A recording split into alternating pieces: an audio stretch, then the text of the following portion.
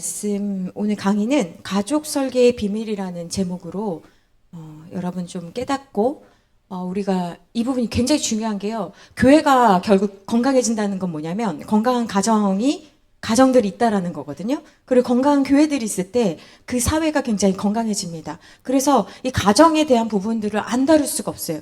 그리고 우리가 개인은 되게 강한데요. 가족 문제랑 우리가 딱 붙잡히잖아요. 그럼 대부분 쓰러져요. 그래서 이 부분은 예를 들면 예수전도단이나 아니면 어떤 제자훈련을 받을 때 늘 배워야 되는 가장 기초적인 부분이에요. 그러니까 내가 우리 가족 안에서 내 개인은 강하다고 생각할 수 있는데 가족 문제와 결부되면 쉽게 넘어지는 것이 무엇인지를 발견하셔야 되기 때문에 오늘 이런 강의를 드린다. 지난주 강의도 그렇고 이번 강의도 내 몸에 조금 알러지 반응이 일어나듯 조금 불편하고 힘들 수 있지만 우리는 불편하고 힘들 때 그 불편하고 힘든 말씀 붙잡고 나아가야 돼요. 쉬운 말씀으로 자꾸 아멘 아멘 하고 듣기 싫은 말씀은 이건 나랑 해당되는 게 아니야. 그렇게 하시면 성장이 없습니다. 무조건 붙잡고 힘들고 나를 좀 이건 조금 힘들다. 그 말씀 붙잡고 여러분들이 하나님 앞에 나아가셔야 돼요. 인간의 행복은 만남을 통해서 오는데요. 우리 인생에는 크게 세 가지 만남이 있습니다. 첫 번째 만남은 뭐냐면 어머니와의 만남입니다. 통계적으로 보면 아버지보다 어머니를 잘 만나야 한다고 합니다. 굉장히 책임감이 많이 느껴지고 이런 거 되게 싫어요, 솔직히. 그런데 통계적으로 그렇다고 합니다. 그래서 아버지가 문제가 있어가지고요. 어머니가 가정에서 막 주도권을 가지고 있는 집이 잘 들어보세요. 아버지가 문제가 있어서 엄마가 막 주도권을 가지고 집을 그렇게 운영할 수밖에 없잖아요. 그런 집이 어머니가 문제가 있어서 아버지가 주도권을 가진 집보다 문제가 더 많대요. 이게 굉장히 충격적이지 않아요? 무슨 말인지 몰라요? 다시 한번. 아버지가 문제가 있으면 되게 우리 한국 사회가 그랬거든요. 70년대, 80년대. 엄마들이 막 생활 전선으로 나오고 억시해졌단 말이에요. 그런 집에서 자라면 아이들이요. 더 문제가 있대요. 오히려 엄마가 문제가 있어가지고 아버지가 자녀들 막 양육하고 막 이런 집도 있잖아요. 그런 집보다 엄마가 주도권을 가지고 막 살아가는 집의 문제가 더 크다라는 통계가 아주 오랫동안 정설로 나와 있습니다. 그러니까 우리가 생각하는 거랑은 되게 달라요. 그래서 배워야 되는 것 같아요.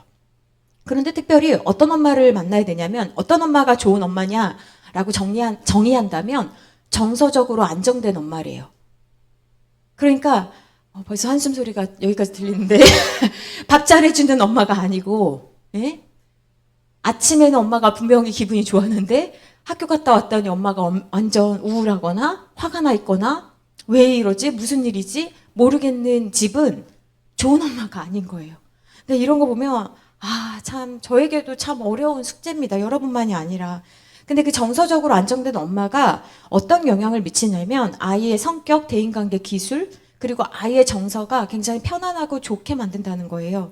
특별히 어머니가 아이가 18세 이전에 돌아가셨다고 한다면 그 상처는 다른 것으로 대처할 수 없을 만큼 가장 큰 상처라고 합니다. 그래서 어머니들은 오래 사셔야 되고 또 어머니들은 힘이 있어야 되는데 적절성이 있어야 된다라는 이야기 같아요. 수갈이라는 대상관계 이론 학자, 대상관계 이론은 뭐냐면 관계 안에서의 그런 이론을 보는 것이고, 근데 이 학자가 굉장히 유명한 외과 의사예요. 그래서 어떤 거를 많이 했냐면 암 수술을 많이 했어요.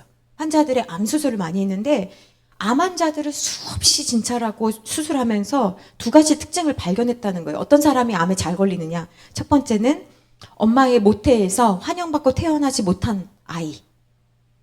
그러니까 우리가 모태에서부터 하는 신앙교육, 모태에서부터 하는 우리의 그 소리들, 마음 이런 것들이 아이들에게 그대로 전달된다라는 거는 너무나 중요한 것 같아요.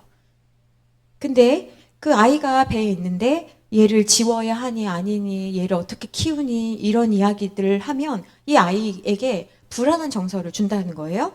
두 번째는 암 환자가 어떤 경우가 암 환자가 많냐. 태어나서 36개월 동안 돌봄을 받지 못했으면 암에 걸릴 확률이 높대요.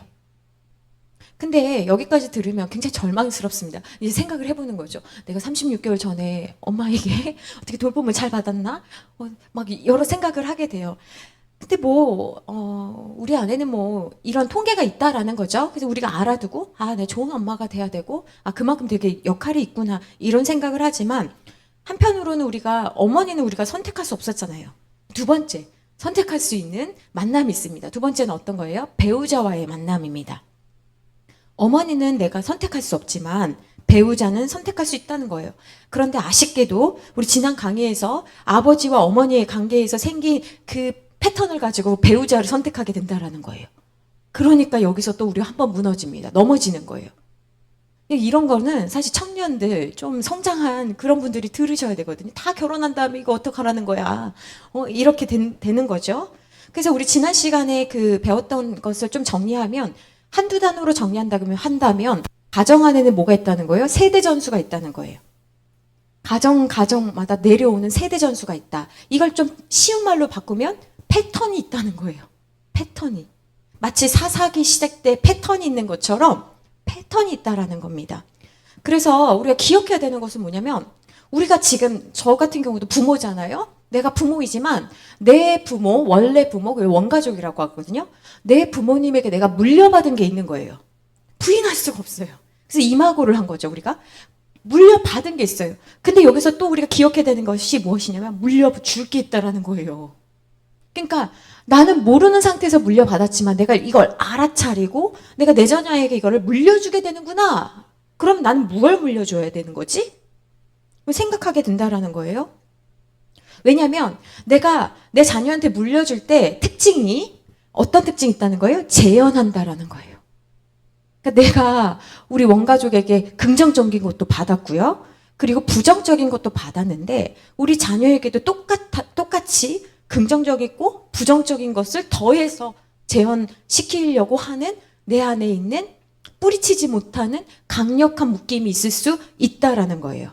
특별히 배우자를 선택할 때 원가족이 영향을 많이 미친다고 했어요. 그러니까 내가 그렇게 싫어했던 모습을 피해서 내가 결정한 것 같은데 그런데 나는 이 진짜 싫어하는 모습을 가지고 결정한 것 같은데 이거 자체가 우리 지난 시간에 뭐라고 했어요? 문제가 있다고 그랬죠? 네. 그러니까 왜 사람들이 그걸 재현하느냐? 내가 안 좋은 상황을 싫어한다고 하지만 안 좋은 상황이 익숙하기 때문에 나도 모르게 나한테 잘해주는 사람이 아니라 내가 도움을 줘야 될 것 같은 사람을 만난다라고 했어요. 맞죠? 이게 굉장히 중요한 원리예요. 내가 건강해지잖아요? 그럼 내 주변 사람들이 건강한 사람들이 되게 많습니다, 여러분. 저는요, 사역자라서 20 몇 년간 사역했잖아요. 근데 사역자 중에도요, 아픈 성도들만 막 이렇게 오는 사람들이 있고요. 건강한 성도들이 있는 사역자들이 있어요. 저는 그걸 보고 깨달았어요. 아, 내가 무슨 문제가 있구나. 왜 다 아픈 사람들, 힘든 사람들이 자꾸 내 주변에 있는 거지? 나도 힘들어 죽겠는데? 이런 생각을 한 거예요. 10여 년까지. 몰랐어요. 그게 당연히 나의 사명인 줄 알았거든요. 그게 내 상태인 거예요. 그러니까 내가 힘들고 어렵고 내가 그 상태니까 내 주변에 자기장을 마치 일으키듯 누구를 일으키는 거예요? 나랑 비슷한 사람들. 그 깨닫고요. 10년 이후에는요. 굉장히 건강한 사람들이 많이 있어요. 그전엔 몰랐어요. 나 이게 사명인 줄 알았다니까요. 내가 어렵고 힘든 사람들 돕는 게. 그러니까 우리 안에는 내가 익숙하게 자랐던 그 환경을 재현하려고 하는 욕구, 그리고 그걸 내가 싫다고 하지만 시끄러운 집안에서 자랐던 사람은 나도 모르게 시끄러워요. 자기는 인정하지 않지만. 덜 시끄러울 뿐이지 시끄럽거든요. 그래서 이거를 아셔야 되는 거예요. 늘 싸웠던 집안에서 싸우는 게 너무 익숙하잖아요. 그러니까 덜 싸우거나 조금 싸웠다는 문제인 거지 아예 안 싸우는 문제가 아니라는 거예요. 그래서 심리학에서는 뭐라고 이야기를 하냐면 자존감을 지키는 게 중요하다라고 얘기를 하거든요. 근데 자존감은 내 자신이 내가 얼마나 소중한지를 아는 마음이에요. 이 말은 다른 말로 하면 우리는 다 각자 저마다의 상처가 있거든요. 어려움이 있어요. 문제가 있습니다. 완벽한 사람은 없으니까요. 근데 자존감은 다른 말로 하면은 내 상처를 얼마나 수용할 수 있느냐예요. 근데 여러분 한번 잘 생각해 보세요. 저는 이 자존감 때문에 또 한 번 낙심한 적이 있는데 여러분을 왜 소중하게 여기세요? 여러분이 어떨 때 여러분을 소중하게 여기시나요? 어찌 보면 내가 생각했던 것보다 그 이상으로 인정을 받거나 점수가 나왔거나 아니면 어떤 일이 달성되면 갑자기 자존감이 확 올라옵니다. 그쵸? 그런데 내가 원하지 않는 상황으로 내 삶이 막 이렇게 막 뒤엉켜지고 막 힘들어지면요. 내가 통제할 수 없는 상황에서는 내 자존감이요. 내가 어떤 사람이지? 조차를 잃어버릴 만큼 굉장히 낮아져요. 그러니까 이 자존감이라는 것 자체가 굉장히 상황적이에요. 그러니까 그 어려운 환경에서도 내가 자존감을 지킬 수 있는가? 여러분 한번 경험해 보세요. 없어요. 나는 늘 상황에 영향을 받아서 잘 될 때는 엄청 좋고 안 될 때는 막 바닥에 들어간단 말이에요. 그러니까 이 자존감이라는 것은 내가 진짜 어떠한 상황에서도 내 마음을 지킬 수 있는 굳건한 힘이 있는가? 해보시라니까요. 결론적으로 할 수 없다가 나와요. 이게 자존감의 한계입니다. 내가 내 마음을 붙들 그 힘이 없어요. 내가 아무리 괜찮은 사람이라고 그 어려운 환경에서 주변에서 넌 진짜 괜찮은 사람이야. 네가 얼마나 소중한 사람인지 알아? 그렇게 아무리 주변에서 얘기를 해줘도 내가 그렇게 생각하지 않는다면 그건 나한테 아무런 도움이 안 돼요. 주변에서 너는 괜찮은 사람이야, 넌 소중한 사람이야, 넌 특별한 사람이야 이런 얘기를 해줘도 내가 그거를 그렇게 인정하지 않으면 그게 내게 아니거든요. 제가 자주 예화에 이렇게 말씀드리잖아요. 어떤 예쁜 집사님이 너무 예뻐서 주변에서 다 정말 예쁘다 이렇게 얘기를 해줘도 본인이 기분 나쁘게 들으면 고칠 수가 없는 거예요. 그냥 예뻐서 예쁘다고 했는데 자기 마음에는 난 예쁘지 않아. 우린 그런 말 들어보고 싶은데 그리고 기분 나빠한다라는 거예요. 또 반대로 얘기해 볼게요. 진짜 안 예뻐. 근데 예쁘다고 자기는 듣고 싶어 해. 그렇게 계속 주변 사람들에게 그걸 갈구하겠죠. 갈망하겠죠. 나 예쁘다고 해줘. 나 뭐 달라진 거 없어? 이게 제일 무섭잖아요. 그러니까 예쁘단 소리를 자꾸 들으려고 하니까 자기도 괴롭지만 충분하지 않으니까 자기도 괴롭고 주변 사람도 괴롭히거든요. 그러니까 우리는 우리 자신을 지킬 만한 그런 힘이 없어요. 어떨 때는 괜찮지만 어떨 때는 아주 망가져 버리는 게 우리에게는 그 자존감의 근원이 우리에게 있지 않다. 그래서 우리에게 필요한 것은 무엇이냐면 자존감이 아니라 주존감입니다. 주존감. 주존감 뭡니까? 주님께서 나에게 주신 마음인 거예요. 주님이 나를 바라보시는 시선입니다. 사람들이 나를 어떻게 보는지는 여러분 중요하지 않아요. 왜 그래요? 사람들이 나를 보는 건 나처럼 일시적이고 한계적이고 경험적이에요. 네가 나를 뭘 안다고 나를 괜찮다고 해. 가끔 들으면 그러잖아요. 네가 나에 대해 알면 깜짝 놀랄걸? 나도 나에 대해서 깜짝 놀라는데. 그러니까 그런 걸 보면 굉장히 불편하고 힘들거든요. 그런데 사람들이 보는 나 그리고 내가 생각할 때 야, 내가 생각하는 내가 있잖아요. 내가 생각하는 나. 진짜 어떨 땐 괜찮아 보이기도 하지만 어쩔 때는 진짜 하염없이 그냥 유리같이 그냥 탁 던져버리면 사건만 생기면 그냥 확 깨져버리는 세상에 절대 깨지지 않는 그릇은 없잖아요. 코렐도 깨지잖아요. 깨지면 어떻게 깨져요? 산산조각 나잖아요. 걘 더 나빠. 크게 깨지는 것도 아니야. 산산조각 나잖아요. 마치 우리가 코렐처럼 산산조각 나버리잖아요.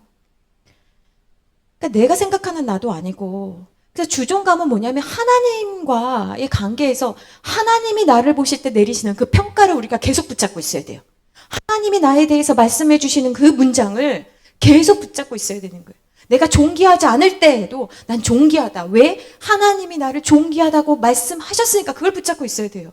그 근거는 내가 아니라 누구예요? 하나님으로부터 하나님이 주시는 근거예요. 그래서 들리는 사람들의 이야기로 맞아 난 그런 것 같아. 맞아 그 사람이 말하는 게 맞는 것 같아. 나는 그런 존재지 하면서 사람들의 말을 내사가 뭐냐면 사람들의 그 말들이 때때로 우리 머릿속으로는 말도 안 되는 소리야. 진짜 너나 잘해라. 이렇게 하다가도 그 말들 중에 말을 들으면 그 말이 나한테 상처로 남아가지고 탁탁탁 잘 꽂히는 사람도 있어요. 내사. 그게 내사라고 해요. 반대로 어떤 문제가 있을 때 나는 다 잘못 없어. 그건 네 잘못이잖아. 얘가 잘못한 거잖아. 이렇게 던지는 걸 투사라고 하는 거예요.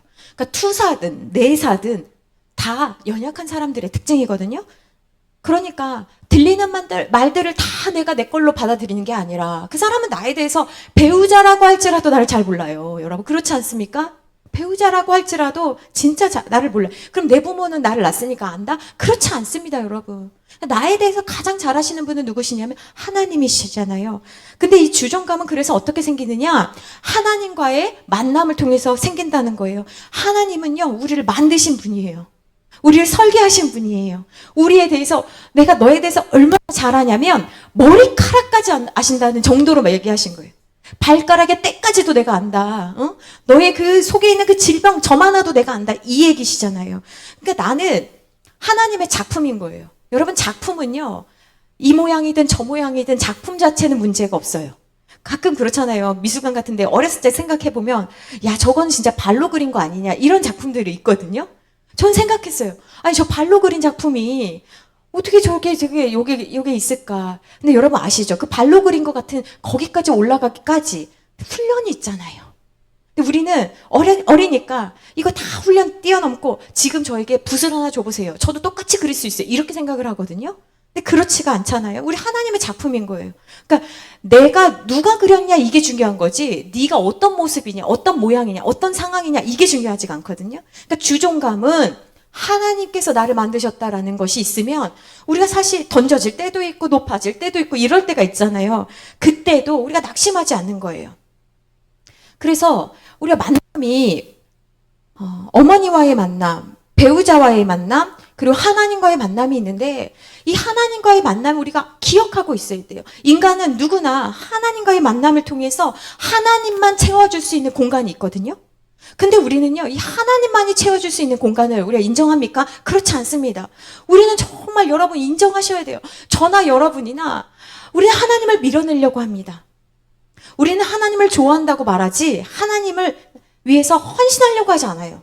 우리는 좋아한다고 하면서도 하나님을 가까이 하려고 합니다. 하지 않습니다. 그래서 이 구멍난 것을 하나님 말고 다른 걸로 채우려고 할 때가 너무나도 많은 거예요. 바꿔주세요. 너무 시끄러워요. 네. 그래서 융은 이런 말을 했습니다. 35세가 넘는 사람들의 많은 문제는, 잘 들어보세요. 35세가 넘은 사람들의 많은 문제는 영적인 문제래요. 여러분 이것을 아셔야 됩니다. 오늘날 정신과에서 진료코드로 분류한 많은 질병들이요, 기독교 전통에서는 오랫동안 뭘로 분류했냐면 죄로 분류했어요. 요즘은요, 나는 우울해. 그러면요, 아무도 안 건드리잖아요. 그런데 기독교에서는 오랫동안 너 우울해? 하나님 앞에 엎드려. 너 왜 나태해? 너 왜 아무것도 안 하려고 그래? 하나님 앞에 기도해. 너 그렇게 살면 안 돼. 기독교에서는 오랫동안 그랬다고요. 근데 오늘날은 그냥 질병 코드하면 저 약 먹어야 돼요. 저 힘들어요. 그럼 아무도 안 건드려요. 오늘 우리가 이런 강의를 듣는 이유도 우리 가정에서 일어나는 역동 또는 상호작용을 보면서 우리 안에 있는 문제가 있거든요. 그럼 그 문제를 직시하고 도망가지 않고 영적으로 이런 문제들을 바라보면서 극복하고 다스리고, 이것들을 우리가 발견한다면 어떻게 돼야 되냐면 주님께서 우리에게 맡겨주신 사명으로 나아가기 위해서 이런 강의를 듣는 거예요, 여러분. 왜냐하면 이런 걸 모르면 맨날 주께서 어떤 일을 시켜도 저는요, 장례식을 가야 돼요. 저희 집에 무슨 일이 있거든요. 그래서 주님이 말씀하시는 거예요. 야, 그건 죽어있는 사람한테 맡기고 너 나 따라와 라고 말씀하셔도 저는 제 문제가 있어가지고요, 주님 저는 못해요. 주님이 아무리 말씀하셔도 저는 안 돼요. 전 나중에 가면 안 될까요? 좀 건강해지고 그렇게 하면 안 될까요? 그러니까 여러분, 우리는 언제까지, 한번 생각해 보세요. 언제까지 내 문제 때문에 매번 넘어지고 슬퍼하고 그러겠습니까? 시간이 없습니다. 왜냐하면 우리에게는 사명이 있어요. 여러분은 사명자이십니다. 여러분 기억하십시오. 지금 다 가족 대표로 나오신 거예요. 여러분들 가족 살리라고 여러분 대표 선수로 나온 거예요. 저는 목사님과 함께 항상 이런 생각하거든요. 우리는 우리 교회의 대표 선수다. 우리가 어느 정도의 레벨이 돼야지 성도들도 그만큼 온다라고 늘 생각해요. 저는 학생들 가르칠 때도 그랬어요. 학생들 부분 문제가 아니다. 교수의 문제다. 내가 어느 정도 수준이 돼야지 그 정도로 올라갈 수 있다. 여러분, 볼 만큼 올라갈 수 있잖아요. 여러분들은 대표 선수예요. 근데 언제까지 그렇게 넘어지고 맨날 상처받고 그럴 거예요? 그래서 여러분 기억하셔야 되는 게 뭐냐면 우리 안에 있는 트라우마, 상처라는 것은 나으라고 있는 거지, 극복하라고 있는 거지, 붙잡으라고 있는 게 아닙니다. 여러분 그 상처 밑에 여러분 숨지 마세요. 나이가 50이 넘었는데 60이 넘었는데 여전히 엄마 흉, 아빠 흉 보는 사람들 문제 있는 겁니다. 숨지 마세요. 극복 극복하라고 있는 거예요. 주님께서 우리에게 주신 사명을 이루려고 우리가 이런 거를 보는 거지. 아, 네가 그랬구나. 힘든 상황에서 컸네. 이 얘기 들으려고 있는 게 아니라는 거예요. 미운 오리 새끼를 쓴 그 동화 알죠? 미운 오리 새끼? 그 동화를 쓴 안데르센이요. 가정 환경이 기가 막히게 안 좋았습니다. 미운 오리 새끼 정말 아름다운 동화 아닙니까? 근데요, 이 안데르센이 어떤 환경이었냐면 외할머니가 포주였대요. 포주가 뭔지 아시죠? 그래가지고 자기 친딸을 억지로 길거리로 내몰아서 매춘을 시킨 거예요. 미국 영화 보시면 이제 길거리에 여자들이 이렇게 서 있잖아요. 이 딸이 안 간다고 하기 싫다고 그러면 때려가지고 막 거리로 내보냈대요. 그리고 그 중에 생긴 그러니까 그런 매춘일을 하니까 그러다가 누가 생기냐면 아이가 생겼는데 그 아빠는 어떤 아빠냐면 폭력적인 아빠. 그러니까 이 집안이 어떤 집이겠어요? 심지어 이 아버지가 나중엔 자살합니다. 그리고 엄마는 자기 하는 일이 너무 힘들고 괴로우니까 계속 알코올 마시다가 어떻게 돼요? 알코올 중독자가 되잖아요. 그러니까 안데르센은 이런 환경에서 굉장히 어려운 환경에서 살았어요. 이렇게 어려운 환경에 처하기도 정말 쉽지 않죠? 그런데 그는 이런 환경에 자기의 몸을 그냥 맡기지 않고 극복했다는 겁니다. 그래서 가장 유명한 책 미운 오리 새끼가 그냥 동화이지만 자기 이야기라고 얘기하거든요. 자전적인 이야기라고. 굉장히 아름답잖아요. 자기가 미운 오리 새끼가 어느 날 딱 태어났는데 자기 주변은 다 예쁘고 괜찮고 엄마 아빠가 다 있는데 나는 모양도 다르고 다 사람들이 싫어하고 왜 태어났는지도 모르겠고 내가 왜 여기에 있는지도 모르겠고 왜 다른 사람이랑 달라서 따돌림 당하고 내가 누구인지를 모르니까 계속 고생하면서 길을 찾아가다가 결국 자기가 미운 오리 새끼가 아니라 누구라는 걸 알게 됩니까? 백조라는 걸 알게 되잖아요. 그러니까 자기 상처를 극복한 거잖아요. 승화한 거잖아요. 너무 멋지고 아름다운 동화지 않습니까? 근데 이 사람이 평생에 기가 막힌 동화를 많이 썼어요. 우리가 이름만 들어도 아는 동화. 인어공주, 그리고 엄지공주, 그리고 성냥팔이 소녀. 이거 얼마나 아름답습니까? 그리고 벌거벗은 임금님 등 다른 동화도 되게 많습니다. 너무 유명한 작품을 이 사람이 쓴 거예요. 그러니까 어떤 사람은 상처받으면 그 상처 붙들고 내가 이런 상처가 있거든? 그러니까 네가 나한테 잘해줘야 돼. 이런 사람들이 있어요. 평생 가난을 붙잡는 사람이 있어요. 평생 인정 욕구를 붙잡는 사람이 있어요. 너무 안타까운 사람이에요. 상처가 될 수는 있지만 극복하라고 주신 거예요. 미운 오리 새끼가 아니라 백조. 그러니까 우리는 상처받았다고 숨는 게 아니라 피하는 게 아니라 안주하는 것이 아니라 극복해 나가야 된다. 사람이 좀 무섭고 싫을 때가 있습니다. 저도 이해해요. 그런데 그렇다고 피하면 안 돼요. 왜냐하면 사람 때문에 위로받기도 하고 치유받기도 하기 때문에 그렇습니다. 그래서 허밍웨이라는 사람이 이런 아주 유명한 말을 했습니다. 작가의 가장 중요한 자본은 불행한 어린 시절이다. 그럼 우린 또 이런 말 들으면 꼬여 있어서도 이런 생각을 하죠. 작가가 아닌데요. 그러면 이제 1차원적인 사람인 거예요. 지금 작가에 대해서 얘기하는 게 아니잖아요. 어떤 사람이 성장하려면, 성공하려면, 다른 사람에게 영향력을 미치려면 불행이 있어야 된다. 이걸 달리 말하면 결핍이라고도 할 수 있습니다. 여러분에게도 다 결핍이 있지 않습니까? 여러분은 그 결핍을 나를 붙잡고 안주하고 나를 숨기는 데 사용하고 계십니까? 아니면 성장하는 일의 동력으로 사용하고 계십니까? 우리에게 있는 결핍은 나의 완성이 아니라 나를 완성해 나가는 퍼즐 한 조각인 거예요. 그게 결핍입니다, 여러분. 결핍이 있어야 인간이 인간다운 거예요. 그런데 아쉽고 힘들지만 우리 안에는 이런 결핍뿐만이 아니라 가족이라는 시스템 안에서 내가 들어가서 살게 된다라는 거예요. 이거를 여러분 우리가 가족 시스템으로 우리 지난주 또 오늘 이렇게 설명을 드리는 겁니다. 그러니까 내가 딱 태어났는데 이미 우리 원가족이 시스템화됐잖아요. 그걸 여러분들이 아셔야 되는 거예요. 그러니까 내가 이미 시스템 되어 있어서 이 상황에서 나는 그냥 독립할 거야? 또는 나는 스스로 선택한 거야? 라고 발버둥을 치든 도망을 치든 어떻게든지 간에 나는 이 가족이라는 시스템 안에서 하나의 일부라는 것을 우리는 알아야 되는 거예요. 그래서 그런 관점에서 우리 가족을 봐야 돼요. 우리 가족의 시스템은 무엇이지? 이걸 여러분들이 공부하는 거예요. 우리가 지난주에 가족 유형에 대해서 배웠거든요. 가족은 건강하지 못한 가족의 여러 가지 특성이 있는데 가장 대표적인 특성 2가지를 제가 여러분들에게 설명드렸어요. 첫 번째는 뭐냐면 그물화예요. 그물화.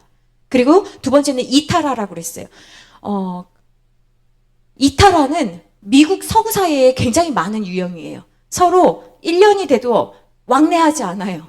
특별할 때만. 거의 아주 멀리 사니까. 그래서 서구 사회에 굉장히 많은 유형이고 반대로 우리나라와 같은 동양의 동양, 우리나라, 일본, 중국 같은 경우에는 그물화가 되게 많은 거예요.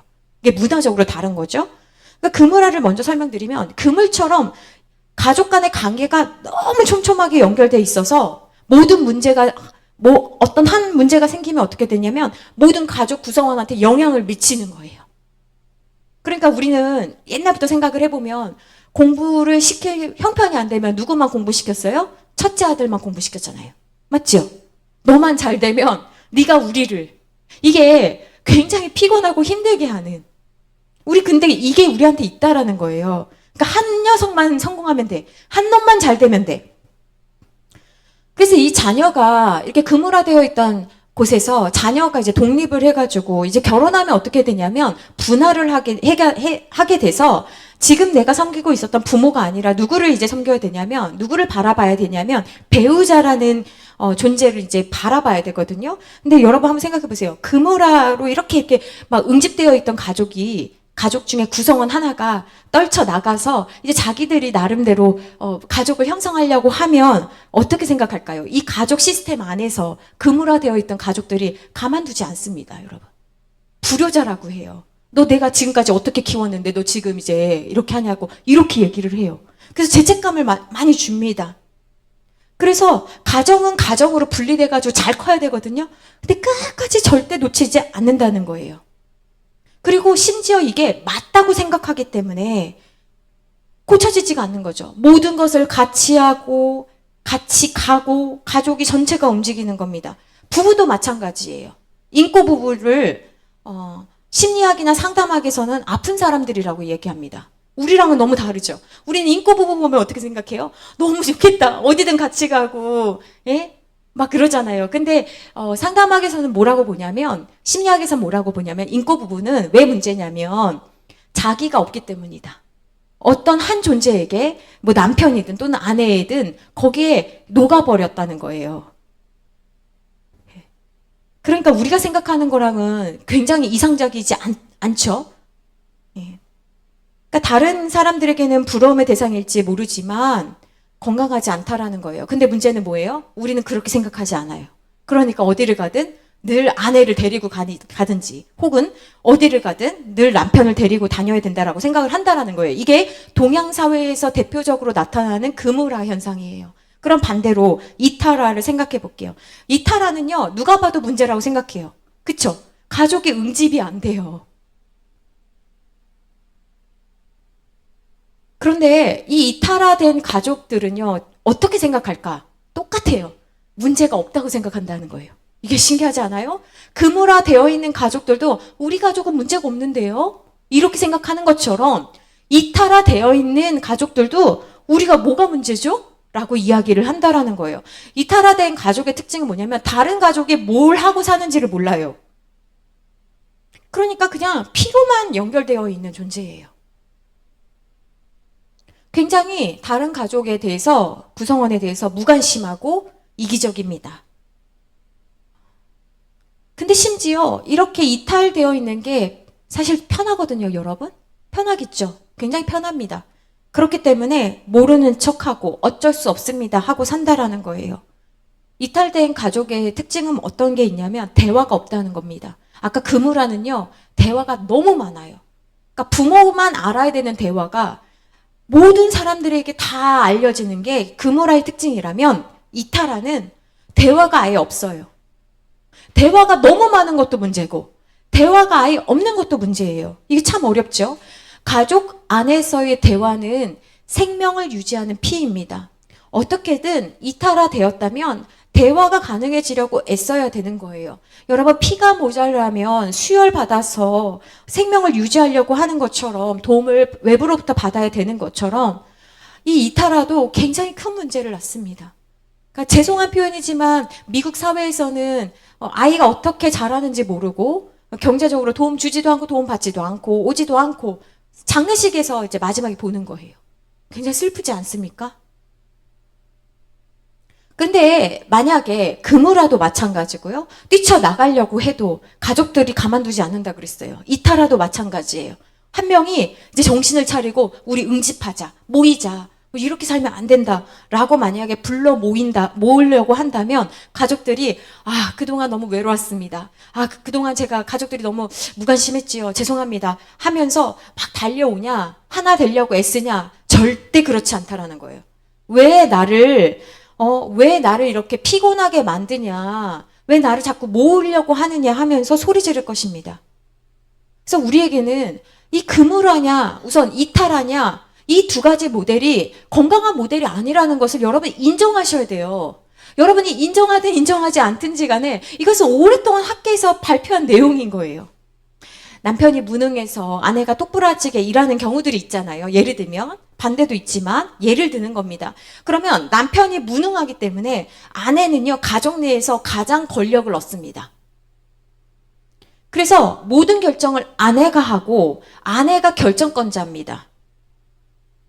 말로는 남편이 남편의 역할을 잘 하기를 원한다고 하지만 이 아내는 가정 내에서의 힘을 가진 권력자이기 때문에 그 권력의 자리를 솔직히 넘겨주고 싶을까요?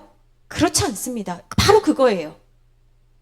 그러니까 우리는 그 자리에 머물면서 얻는 유익이 있는 거예요. 실제로 남편이 정말 좀 다른 집처럼 우리에게 좀 다스리고 우리 좀 안내하고 지도하고 책임지고 이러면 좋겠습니다라고 하지만, 말은 그렇게 하지만 아내가 결정할 때 신속하고 빠르고 나는 실수가 없다라고 생각해요. 아내들이. 그러면서 어떻게 하냐면 남편을 세워주거나, 남편이 이거 엄마가 산 거야 라고 하지, 이거 아빠가 너네 사주라고 한 거야, 이런 말 안 한다라는 거예요. 왜? 내가 아이들한테 주는 그 영향력을 발휘하기 위해서. 그러니까 남편을 자꾸 어떻게 합니까? 소외시키고 작게 만들고 무능한 사람으로 동네방네 소문내는 사람이 누구냐면 아내예요. 그러면서 엄마는 그렇지 않아, 이런 이야기들을 한다라는 거예요. 그러면 그 소리를 듣고 자란 아이들은 아빠를 자기도 모르게 또 자기도 알게 무시하고 버리고 이렇게 한다라는 거예요. 그래서 우리 지난 시간에 결탁이란 관계가 그렇게 해서 생기는 거예요. 저는 수많은 집사님들과 권사님들을 보면서 같이 기도하면서 제가 참 안타까운 게 뭐냐면, 그분들이 기도하면서 또 그분들의 삶이 굉장히 다르다는 것을 관찰한 적이 많습니다. 그러니까 다 그런 것은 아니지만 배우자의 영혼보다 배우자의 사업장을 위해서 정말 간절히 기도하는 사람들이 너무나 많다라는 것을 많이 봤습니다. 그러니까 나한테 금전적으로 피해주지만 않기를 바라는 거지, 진짜 이 사람이 하나님 만나기를 바라는 사람들이 많지 않다라는 거예요. 어느 정도만 주일 성수만 간신히 하면 좋겠지, 뭐 교회 와서 이렇게 해라 저렇게 해라 같이 봉사하고 애쓰고 이러기는 원하지 않는 거예요.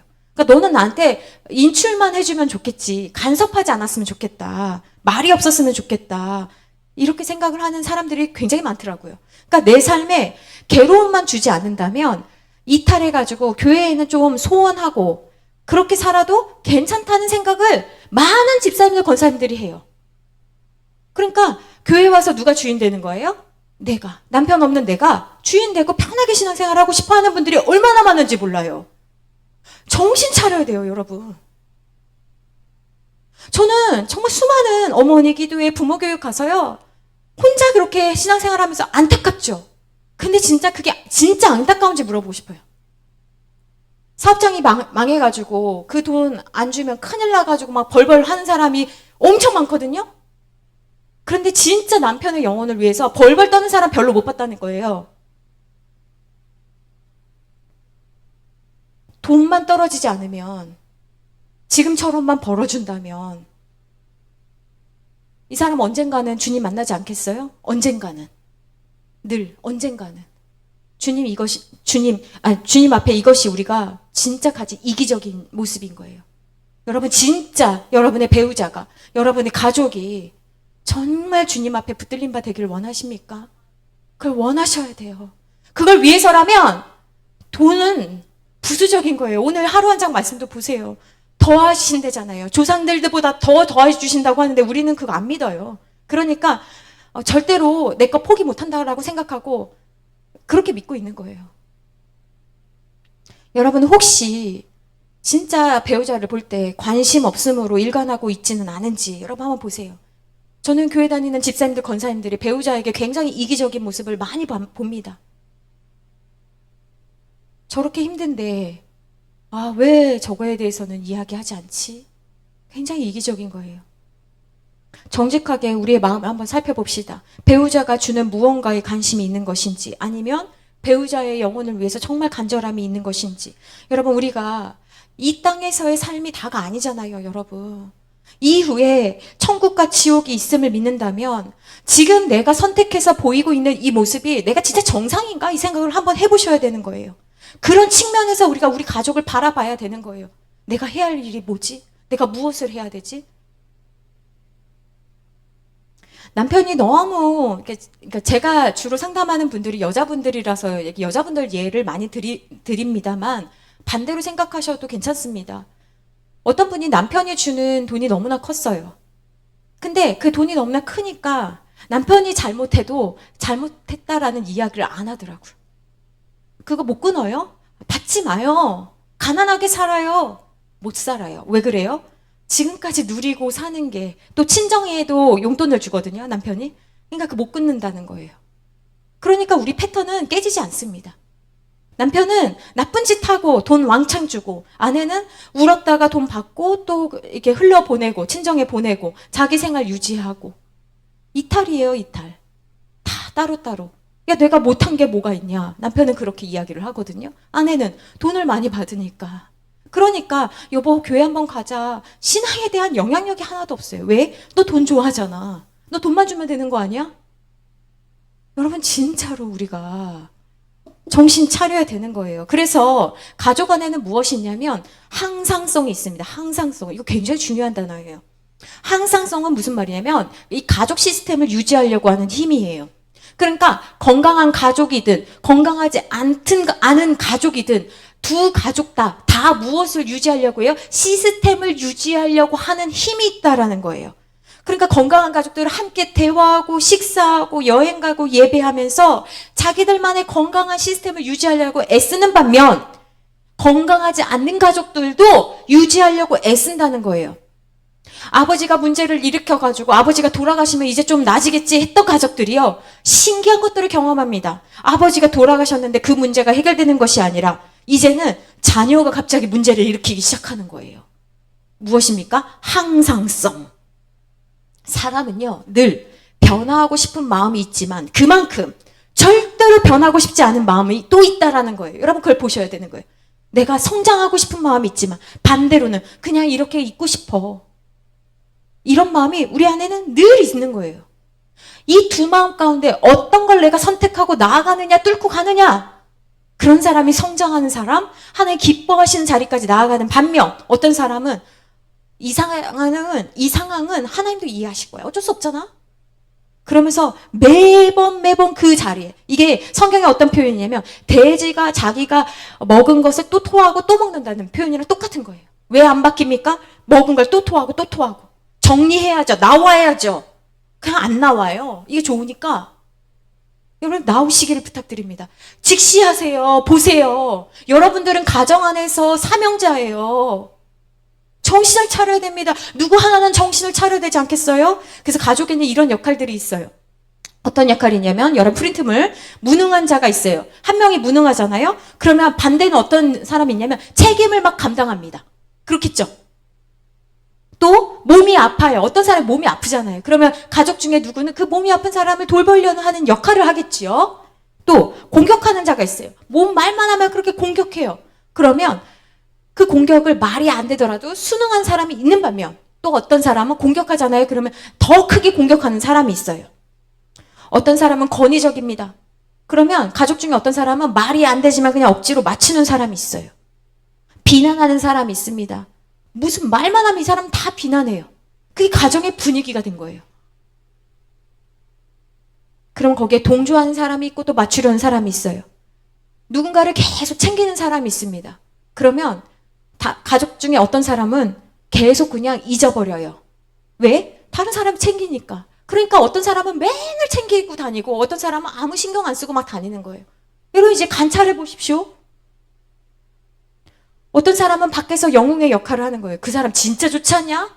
그런데요, 가정에서는 그런 진짜 좋지 않냐? 이런 일을 이제 하기 때문에 사람들은 저 사람이랑 살면 얼마나 좋을까 이런 생각하지만 집에 가면요, 그 가정을 지키느라 희생하는 사람이 있는 거예요. 아유, 저 사람이랑 어떻게 살라고. 여러분 교육자 중에 이런 사람들이 있습니다. 밖에선 사역을 엄청 잘하는데 집을 돌보지 않는 거예요. 사모님들이 죽으려고 합니다. 세상을 구하기 전에 집부터 구하라고 하세요. 막 이런 이야기 하거든요. 가정에는 신경도 안 쓰는 사람들. 그러니까 밖에서는 영웅처럼 살아가는데 안에서는 애가 지금 학비가 없어가지고 어떤지 수술을 해야 되는데 어떤지 무심한 사람들이 있습니다. 그러니까 여러분 이런 다양한 역할이 있는데 이 역할 외에도 여러분은 어떤 역할을 하고 있는지를 보시라고요. 우리에게는 다 우리가 만든 역할이 있거든요. 그걸 알아차리는 게 우선 첫 번째입니다. 제가 동물을 좀 비유를 하면 우리가 이제 다음 시간에는 제가 이제 동물 치료 혹은 인형 치료에 대해서 이제 녹화하지 않고 그거에 대해서 좀 말씀드리려고 해요. 저작권 때문에 다음 주에는 없는데 그 동물 치료에서 나왔던 가족에 대해서 동물로 한번 분석해봐라 라고 했을 때 예를 들면 한번 살펴볼게요. 어떤 사람이 저희 아빠는 늑대예요. 그리고 저희 엄마는 독수리예요. 그리고 딸인 저는 다람쥐입니다. 제 생각에 동생은 말 같아요. 라고 이야기를 했어요. 자, 여러분 이건요, 진짜 그 가족이 그렇다는 게 아니라 그럴 수도 있고 아닐 수도 있는 거예요. 근데 이것은 내가 생각할 때 저는 이렇게 표현할 수 있어요 예요. 그러니까 이걸 가지고 또 사실이니 아니니로 들어가면 안 되는 거예요. 그냥 딱 이렇게 동물로 표현을 하면 여러분 어떤 집안 분위기일지 이렇게 느껴지십니까? 그러니까 육지에서는요, 늑대가 얼마나 민첩하고 날쌔고 자기가 원하는 것을 딱 달성하려고 하고, 그리고 독수리는 하늘의 제왕이잖아요. 그러니까 이 집에는 싸움이 있을까요, 없을까요? 에? 겁나 싸움이 있는 거예요. 맞죠? 딱 보이죠? 절대로 타협할 수 있어요, 없어요? 없어요. 땅과 하늘이 어떻게 타협할 수가 있겠어요? 그래서 누가 존재하냐면 이 딸이 다람쥐가 된 거예요. 다람쥐의 특징이 뭐예요? 여기 쳐다보고 저기 쳐다보고 무슨 일 있는 거지? 어떻게 해야 되는 거지? 하늘로 올라갈 수는 없으니까 나무 꼭대기를 올라가서 이렇게 독수리한테 독수리야 이리로 오렴 그러지 마 이렇게 얘기하고 또 땅에 내려가가지고 먹지도 않는 늑대가 먹지도 않는 다람쥐 열매 주면서 이거 먹고 마음을 좀 진정시키렴 이런 역할을 하는 게 다람쥐인 거예요. 반면 딸은 그런 반면 딸이 생각할 때 자기 동생은 뭐예요? 말이라는 거예요. 자유로운 영혼이라는 거예요. 엄마 아빠가 어떻게 하든지 상관없이 나는 내 삶을 살아갈 거야. 난 날아갈 거야. 타고 갈 거야. 날 붙잡지 마. 이런다라는 거예요. 그러니까 이 가정에는 끊임없이 사건, 사고가 있고 늘 싸우는 가족. 그 안에서 이 딸이라는 사람은 얼마나 힘들었을지가 보이십니까? 이렇게 보라는 거예요. 그러면 여러분 오늘 집에 가서 우리가 아무것도 몰라도 여러분이 살았던 여러분의 원가족을 동물로 한번 설명해 보세요. 그리고 괜히 또 이거를 붙잡고 남편에게 가져가지 마시고 저한테 가져오세요. 이게 지식이 저희가 지금 이렇게까지 하려면 지난 시간, 지금 이번 시간 이렇게 공부를 한 거잖아요. 갑자기 가면 지금 싸우자는 거야? 이렇게 돼요. 그러니까 궁금하면 저한테 오시고 공부하지 않은 배우자하고는 이야기하지 마세요. 자, 그래서 이 딸이 이제 다람쥐 같은 이 딸이 이제 결혼을 합니다. 결혼을 하면 어떻게 될까요? 지금 권사님 뭐라고 하셨나요? 결혼을 해서 지금 이 딸이 다람쥐가 결혼을 했는데 자기가 살고 있는 그 가정, 지금의 현재 가족을 동물로 어떻게 표현했냐면 남편은 토끼라고 표현을 했고 자기는 공룡이래요. 그리고 아들은 여우라고 표현을 했어요. 희한하죠? 자, 우선 또 분석을 해봅시다. 남편을 토끼라고 한 거는 아버지가 늑대가 싸납잖아요. 늑대가 다정다감하지 않잖아요. 근데 늑대도 장점이 있어요. 늑대는 꼭 데리고 다녀. 얼마나 피곤했을지 아세요? 저 독수리가 잡히지도 않는데 늘 데리고 다니려고 그래요. 늑대의 특성은 뭐예요? 무리거든요.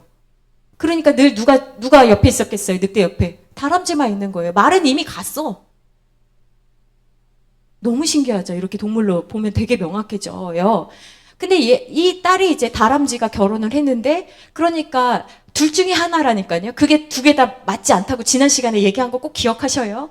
근데 안타깝게도 늑대랑은 절대 안 할 거예요. 그러니까 늑대류, 뭐예요? 늑대류, 호랑이류, 사자류랑은 편한데, 익숙한데, 그건 내가 절대 피해야지. 그래서 이제 그런 유하고는 결혼을 안 하고 누구랑 했냐면 토끼랑 했네요. 그러니 이 다람쥐가 이제 가정을 이뤘는데 얘가 성에 찰까요? 온유한데 답답한 거예요. 예? 자기가 보였던 모습을 누가 보이고 있는 거예요? 자기의 지금 배우자가 마치 다람쥐랑 토끼랑 비슷하잖아요. 근데 자기 비슷한 사람을 고른 거예요. 이게 가족 설계의 비밀인 거예요. 그리고 자기는 다람쥐가 아니라 이번에 어떤 역할을 한다고요? 공룡. 포악한. 왜? 그 집에 아버지, 어머니로부터 보고 배운 걸 가지고 이 가정을 지키려면, 그러니까 지금 원가족에 있을 때 이 집에 원가족, 늑대, 독수리, 말, 다람쥐, 이때 이 딸이라는 존재가 했던 역할은 뭐냐면 문제 해결사 역할이었거든요. 문제만 생기면 삐뽀삐뽀 해가지고 가가지고 할 수도 없죠. 일이 너무 크니까. 늑대가 하고 독수리가 한 일을 이 다람쥐가 어떻게 하겠어요. 그래도 맨날 혼자 긴장하고 문제 해결하려고 애쓰고 살았잖아요. 근데 이제 자기가 가정을 이뤘을 때는 공룡이 돼버린 거예요. 그 더 큰 문제를 이제 옛날에 늑대든 독수리든 자기들이 했던 그 영역이 고유했잖아요.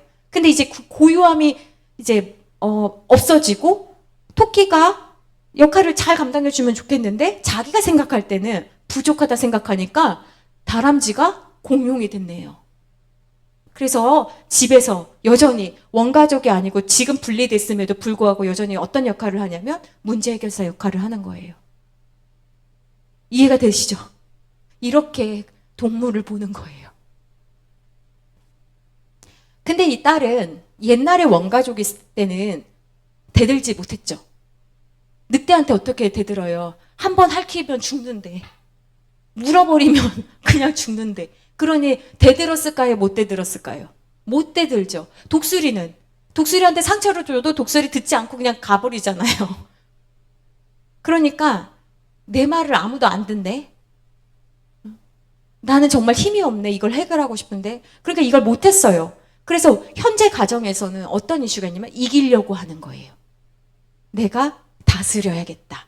이겨야겠다. 그래서 늘 힘의 이슈가 있는 거예요. 이것까지 발견하는 게 쉽지 않죠. 그러니까 왜 네가 해결사 역할을 하려고 하느냐. 원래 가족에서 그랬으니까. 그럼 지금 현재 가족에서 네가 그렇게 안 해도 되는데 내가 배우자를 볼 때 그 시선이 토끼라고 선정을 하니까 토끼가 커요, 안 커요? 토끼가 아무리 커봤자 1kg 될까? 2kg 될까? 그쵸? 그러니까 내가 배우자를 그렇게 봐놓고 너는 왜 나를 돌봐주지 않는 거야? 공룡은 엄청 크잖아요. 힘이 있잖아요. 이런 식으로 여러분들이 보셔야 돼요. 그래서 중요한 게 뭐냐면 건강한 사람이 된다라는 것은 가족 안에서의 역할을 재창조하는 거예요. 재설정하는 거예요. 내가 집에서 어떤 역할을 했는지를 바라보시고 지금 현재 가족에서도 내가 그것을 어떻게 한다는 거예요? 재현한다고 그랬죠.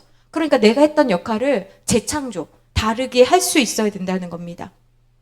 그런 의미에서 밖에서 보면 그물 하나 이탈화도 문제라고 하지만 그 안에 있는 사람들은 우리가 왜 문제입니까? 웃긴다 라고 생각한다는 거예요. 그래서 우리가 지난 시간에 이마고 그리기를 한 거예요. 굉장히 중요한 겁니다. 이마고를 그리다 보면 명확해져요.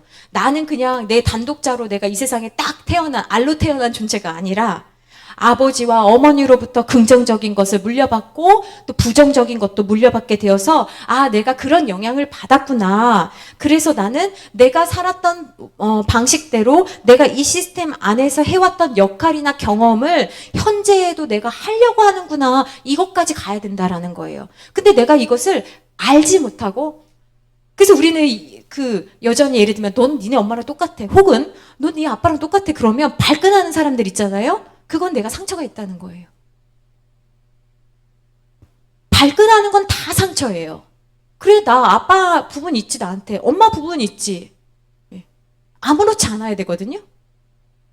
근데 그런 말 하지 말라고 막. 아, 우리가 아빠 닮고 엄마 안 닮으면 누구 닮아요? 근데 그게 상처이기 때문에 그런 거죠. 그래서 내가 그 역할들을 이해하고 인정하지 않으면 절대 바뀌지 않는다. 이거를 깨달아야 된다. 알아차려야 된다. 그래서 여러분, 이 시간들을 통해서 이런 강의 진짜 귀한 강의거든요. 깨닫는 마음을 여러분 주님께서 주시기를 여러분 기도드립니다. 바람피는 가정에서 자란 사람이 내 자녀가 바람나거나 바람피는 배우자를 만날 확률이 7배라고 해도 우리는 믿지 않아요.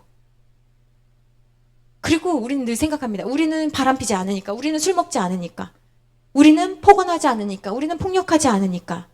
근데 그런 문제가 아니라니까요. 수많은 연구를 통해서 여러분의 가정도 그렇게 될 확률이 높습니다라고 이야기를 해도 늘 나는 우리 가정을 통제할 수 있어요. 난 내가 다 컨트롤해. 내가 마음만 먹으면 이거 바꿀 수 있다라니까? 이렇게 생각하는 게 문제입니다. 내가 내 문제를 해결할 수 있는 힘이 없거든요?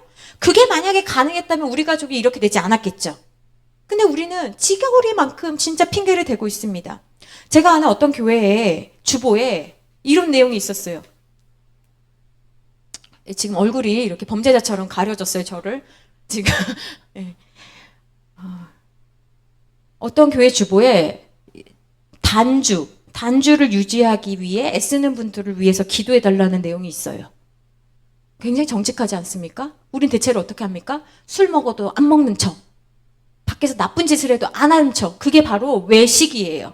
위선입니다. 여러분, 위선과 외식을 깨트리시기를 부탁드립니다. 술 먹고 다니는 거, 담배 피는 거 다 하는데 교회에서만 안 그런 척. 우리는 자기를 기만할 때가 너무나 많습니다.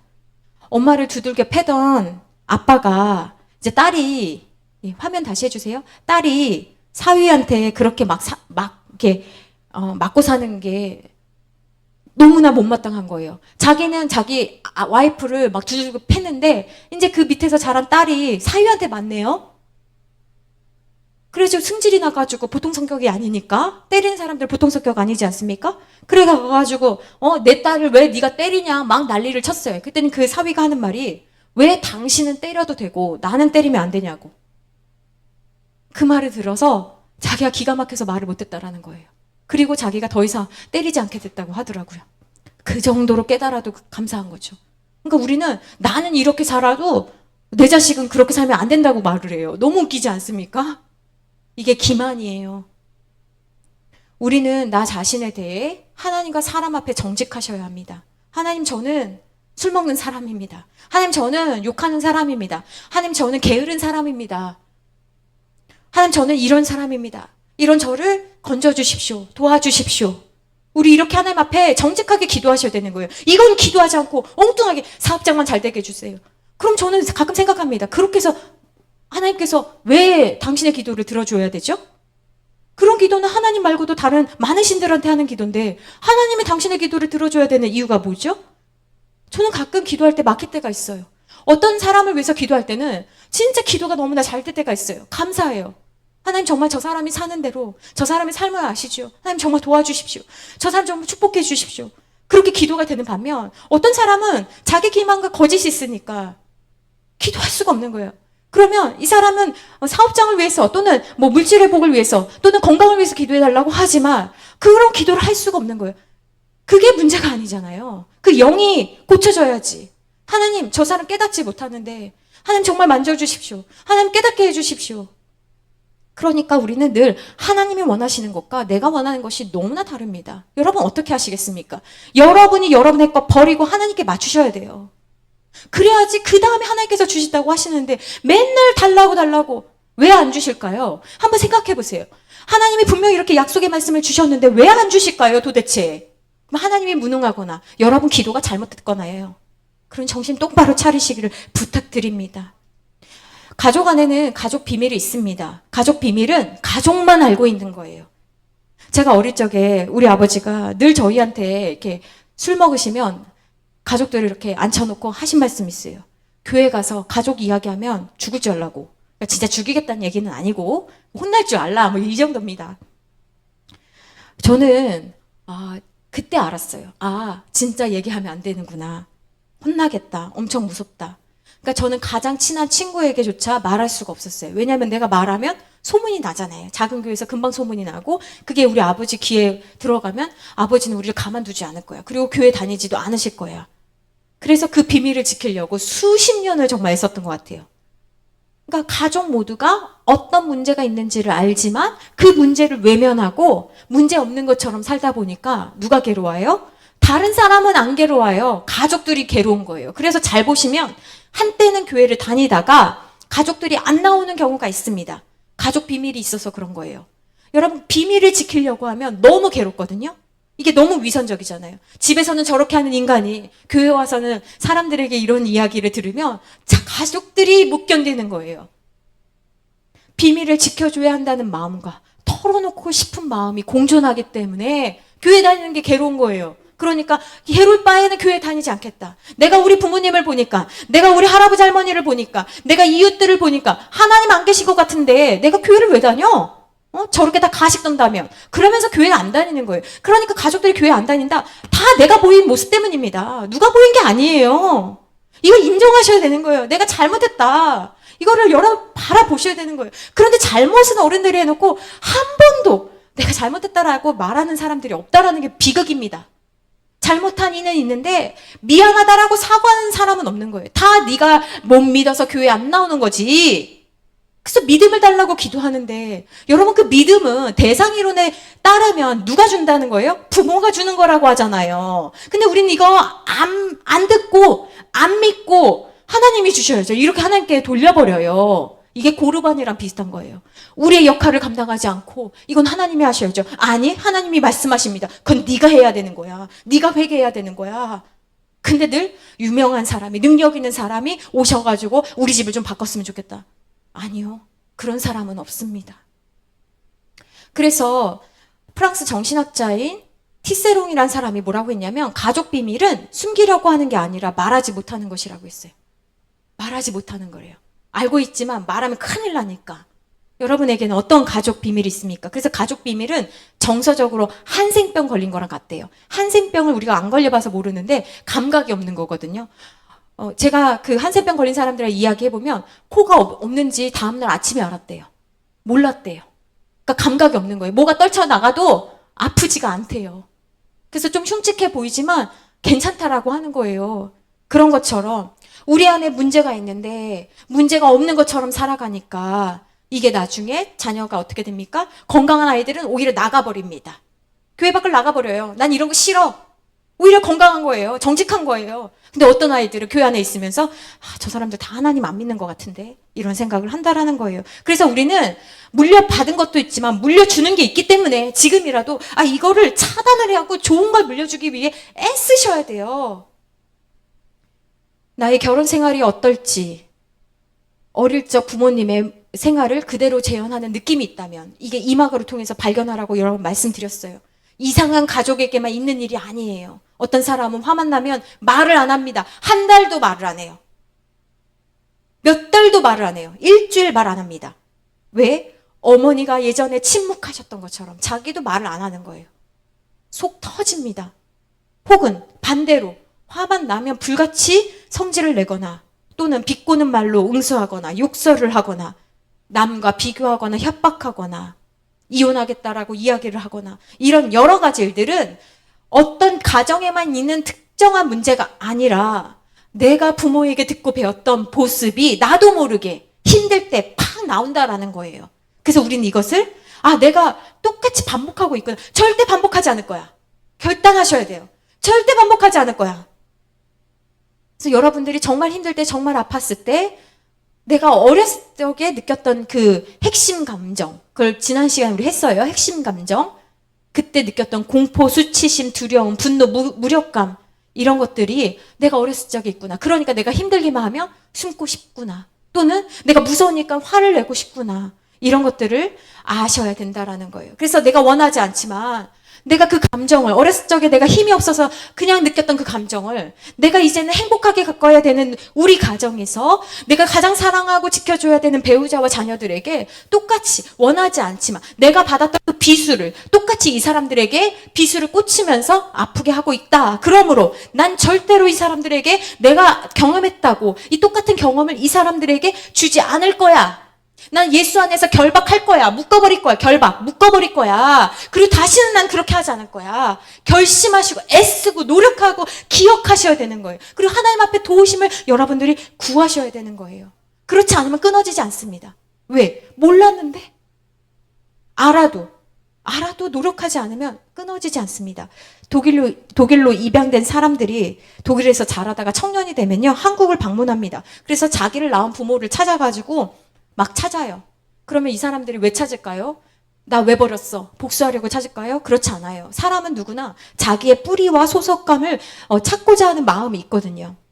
그런데 여기서 내가 찾으려고 해서 나를 버린 부모를 찾아갔어요. 근데 그 중에 어떤 부모는 내가 진짜 너를 너무 많이 사랑했다? 근데 너무 형편이 안 돼가지고 너를 입양할 수밖에 없었어 라고 얘기해 주는 부모가 있는 반면 어떤 사람들은 찾는다고 연락이 와도 저는 거부할래요. 저는 싫어요. 그렇게 말한 사람들도 상당히 있습니다. 아이는 준비가 돼서 이제 작년이 돼서 부모를 찾아서 뭐라고 하려고 하는 게 아니라 내 부모님이 어떤 분인지 알고 싶어서 찾아갔는데 난 준비가 되지 않았어요. 난 건강하지 않아요. 그럴 수 있다라는 거예요. 그래서 우리가 기억해야 되는 것은 우리가 육신의 부모가 있든 없든 우리 안에는 해결돼야 되는 부분이 있는데 아우구스티스누스가 말한 것처럼 하나님이 우리를 만드셨기 때문에 우리 마음에는 하나님 안에서 안식할 때까지는 참된 안식을 누릴 수 없습니다. 하나님이 채워주셔야만 합니다. 이것이 있어야 된다는 거예요. 우리는 대개 문제가 있을 때 문제를 일으키는 그 사람에게 모든 것을 책임지려고 하기 때문에 그 문제를 가진 네가 바뀌어야지 이게 아니라고 그랬어요. 여러분, 크리스찬은요, 성도는요, 이 문제 안에 우리가 있거든요. 그러면 이 문제를 겪게 하시는 그 하나님을 바라보셔야 되고 이 문제를 이제 내가 보게 되는 나에 대해서 내가 열쇠가 있구나 이걸 보셔야 되는 거예요. 그러니까 문제를 일으키는 사람이 문제가 아니라 누구에게 열쇠가 있다는 거예요? 나. 이 문제를 같이 겪고 있는 나. 이 문제를 바라보고 있는 나. 스티븐 잡스 이야기를 지난 시간에 해드렸어요. 근데 스티븐 잡스가요, 나중에는 어떻게 되냐면 어렸을 적에 두 부모에게 처음엔 아버지한테만 버림받았었죠? 어머니에게도 버림받습니다. 그래서 입양이 돼요.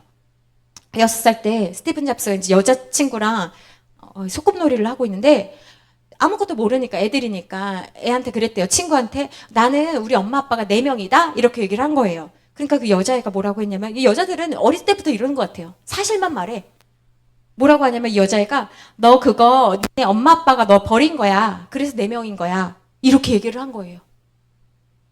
그래서 스티븐 잡스가 놀랍니다. 놀래고 울면서 이제 양 엄마한테 가서 물어봐요. 엄마, 나 버림받은 거 맞아요? 나 진짜 엄마 아빠가 버린 거예요? 이렇게 이야기를 합니다. 그러자 그 양 어머니가 뭐라고 하냐면 스티븐 잡스를 딱 붙잡고 똑똑하게 천천히 또박또박 스티븐 잡스의 인생에 잊혀지지 않을 한마디를 합니다. 뭐라고 하냐면 너는 버림받은 게 아니라 선택된 거야. 스티븐 잡스가 한순간에 버림받았던 아이에서 난 선택받은 아이구나 깨닫게 돼요. 그래, 난 선택받은 아이인 거야. 난 특별한 아이인 거야. 그래서 스티븐 잡스에게는 자기의 새로운 이름이 생긴 거죠. 그래서 여러분, 우리의 인생에 어떤 일이 있잖아요. 이걸 새롭게 해석해야 됩니다. 제가 참 어렵고 힘들었다는 것을 아쉽지만 우리 부모님은 모릅니다. 아마 지금까지도 잘 모를 거예요. 이게 비극 아닙니까? 자녀는 힘들었다고 하는데 아마 부모님은 잘 모를 수 있다라고 생각을 합니다. 부모님 나름대로 최선의 삶을 사셨다고 저는 인정을 합니다. 엄마 아빠는 저를 존중하지 않았다라고 생각을 하지만 아마 그분들은 나는 너를 존중하지 않은 적이 없어 라고 생각하실 수 있습니다. 저는 그런 가족 사이에서 늘 착한 아이가 되어야 됐고 희생양이 되어야 됐고 마스코트가 되어야 됐습니다. 누군가는 그 가족 안에서 착해야만 했으니까, 누군가는 그 가족 안에서 희생해야 했으니까 희생양, 누군가는 좀 뭐라도 성공해서 마스코트가 되어야 했으니까 마스코트 역할, 이걸 감당했단 말이에요. 근데 어느 날 어떤 교수님이 저한테 제 어린 시절에 대한 이야기들을 쫙 들으면서 이런 말씀을 저한테 해주시더라고요. 참 어릴 때 어떻게 그렇게 살았냐고. 참 너는 대견스러운 아이라고. 어떻게 그렇게 대견스러운 일을 어린 아이가 할 수 있었냐고. 그때 저는 비로소 제 이름을 찾았어요. 아, 나는 대견한 아이구나. 여러분, 우리는 누구나 부모님이 너무 과보를 했든 아니면 너무 방치를 했든 이런 특성이 있었던 아이들은요, 다른 사람이랑 어떻게 관계를 해야 될지를 모릅니다. 남들한테는 되게 쉬운 일인데 이런 사람들은요, 사람들한테 다가가는 거 되게 어려워요. 그러다 보니 한번 생각해 보세요. 하나님을 믿는 것도 쉬울까요? 어려울까요? 사람한테 못 다가가는데 생각을 해보세요. 하나님에게 다가가는 게 쉽겠냐고요. 하나님을 믿는 게 쉽겠냐고요. 어렵다라는 거예요. 세상에 믿을 만한 사람이 없었는데 보이지 않는 하나님을 믿는다는 거 굉장히 어려운 일입니다. 믿는다고 하지만 뒤돌아서면 믿지 못하는 마음이 계속 자라는 거예요. 가시떨기처럼 자라는 거예요. 믿음이 생기다가 또 괴롭게 하고. 이런 사람이 있다면 여러분, 하나님 앞에 오늘 나의 연약한 모습을 하나님 앞에 아뢰고 고쳐달라고 기도합시다. 의지하는 것도 경험이 있어야 됩니다. 저는 부모님에게 받은 게 참 많지만 제가 생각할 때 내가 정말 필요할 때, 내가 정말 배고팠을 때, 내가 무너졌을 때 부모님이 도와주시지 않았어요. 남들은 막 어리광도 부려봤지만 저는 어렸을 적부터 어리광을 부려본 적이 없습니다. 그러다 보니 결혼을 하고도 시댁에 가서 뭘 달라고 하는 게 굉장히 이상하게 느껴졌어요. 왜냐하면 늘 저는 제 자신을 구하며 살아야 됐거든요. 학비도 구해야 되고 먹을 것도 사야 되고 늘 제 자신을 제가 구해야 된다라고 생각하며 살았으니 얼마나 삶이 피곤했겠습니까? 그런데 주변 사람들을 이렇게 봤더니 어떤 사람들은 너무 건강하게 잘 달라고 하는 거예요. 그래서 저는 생각했어요. 나는 왜 이렇게 받는 게 힘들까? 왜 달라는 말을 받고 싶은데 왜 달라는 말을 하지 못할까? 도와주는 건 잘하는데 도움을 받는 게 너무 힘들다는 걸 알게 됐어요. 그래서 이거는 받고 안 받고의 문제가 아니라는 걸 알았습니다. 우리가 어느 부분이 건강하지 못하면 어떤 일이 일어나냐면 사람들에게 물어보지 않고 혼자 결정하는 일이 되게 많습니다. 그래서 주변의 사람들이 좋은 사람이 있어도 그 사람들을 잘 활용하지 못한 거예요. 여러분들이 잘 보셔야 돼요. 어떤 사람들은 그냥 혼자 결정하고 추진하기 때문에 사람들이 볼 때 와, 자신감 있어, 잘해 보여. 그런데 그 사람의 마음에, 자기 마음에 그걸 살펴봐야 되는 거예요. 너무 두려워가지고 그냥 혼자 빨리 결정해버리는 건 아닌지, 혹 누가 나 도와주지 않는다고 할까봐 그냥 혼자 해버리는 것은 아닌지 생각해 봐야 된다라는 거예요. 우리는 누구나 끊임없이 우리 가족 시스템 안에 있습니다. 근데 이제 이 가족 시스템 안에서 이런 것들이 작동했구나. 그래서 나의 역할은 이것이었구나 라는 것을 알게 되었다면 여러분들이 그 다음에 생각해야 되는 것은 무엇이냐면 내가 이 가족 안에 있는 것은 우리 가족을 살리기 위해서 내가 있는 거구나. 그러므로 여러분, 내가 살아야, 내가 힘이 있어야 다른 가족들의 짐을 짊어질 수 있는 거예요. 도움을 주려는 사람은 늘 도와주는 사람보다 강해야 합니다. 맞지요? 그래서 저는 여러분들에게 오늘 이 세 가지를 좀 추천하려고 합니다. 첫 번째는 다른 사람을 진단하지 말라라는 거예요. 다른 사람을 당신은 어렸을 적에 이래가지고 이런 것 같아 이렇게 진단하지 말라는 거예요. 여러분은 의사가 아닙니다. 여러분은 심리학자가 아니에요. 상담학자가 아닙니다. 다른 사람도 나처럼 시간이 필요합니다. 그러므로 여러분 저 사람 안 될 것 같아. 평생 저렇게 살아서 그런 말 하지 마세요. 하나님도 들으시고 사탄도 듣습니다. 그러니까 그런 것에 먹이를 주지 마십시오. 안 좋은 생각이 딱 들면 예수의 이름으로 물리치십시오. 두 번째는 뭐냐면 서두르지 마십시오. 하나님께서 나를 오래 기다리셨습니다. 그러니까 아무 일도 이루어지지 않는 것처럼 여러분 생각하지 마세요. 하나님은 일하고 계십니다. 여러분 믿으십니까? 여러분 하나님은 일하고 계십니다. 하나님은 준비가 다 되어 있으세요. 우리가 움직이기만 하면 돼요. 주여, 어떻게 해야 될까요? 말씀만 하소서. 그럼 하나님은 얼마나 기뻐하실까요? 드디어 네가 나한테 물어보는구나. 하나님께서 바꾸시기 시작하시는 거예요. 세 번째는 뭐냐면 굉장히 중요합니다. 상대방이 잘한 과거의 경험이 생각나도록 상대를 높여줘야 합니다. 상대를 높여주세요. 당신은 옛날에도 이랬잖아. 그래서 우리 집이 쫄딱 망했잖아. 이게 아니고요. 예? 과거에 잘한 경험이에요. 당신은 과거에 이렇게 했으니까 이번에도 당신 잘해낼 수 있어. 난 당신을 믿어. 당신 이렇게 정말 힘든데 애써줘서 너무너무 고마워. 많이 좋아지고 있어. 당신 힘들지? 훌륭해. 안 되면 제가 옆에다 뭐라고 써놨어요? 외우라고. 자, 외우세요. 여러분 언어가 아니니까 외우라고요. 하나님의 말씀만 하나님의 말씀이 아니라 여러분 이런 게 천국의 언어예요. 사탄의 언어는 늘 깎아내립니다. 현실 언어가 사탄 언어예요. 역사할 구석이 없어요.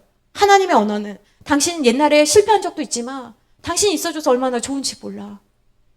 우리가 어려움이 있지만 이번에도 우리는 잘 이겨나갈 수 있을 거야. 여보 우리 함께하자. 기도하자. 예배하자. 여보 애쓰자. 당신이 같이 가주면 난 너무 좋아. 이런 말들을 하시라고요. 상대를 높여주라고요. 문제는요. 문제에 대한 지적으로 해결되지 않습니다, 여러분. 지지해주는 누군가가 있어야 되는 거예요. 그러면 여러분들이 누군가를 지지해주고 살려고 한다면 여러분들이 그만큼의 힘이 있으셔야겠지요. 그러므로 하나님 앞에 간구합시다. 우리 같이 기도하겠습니다.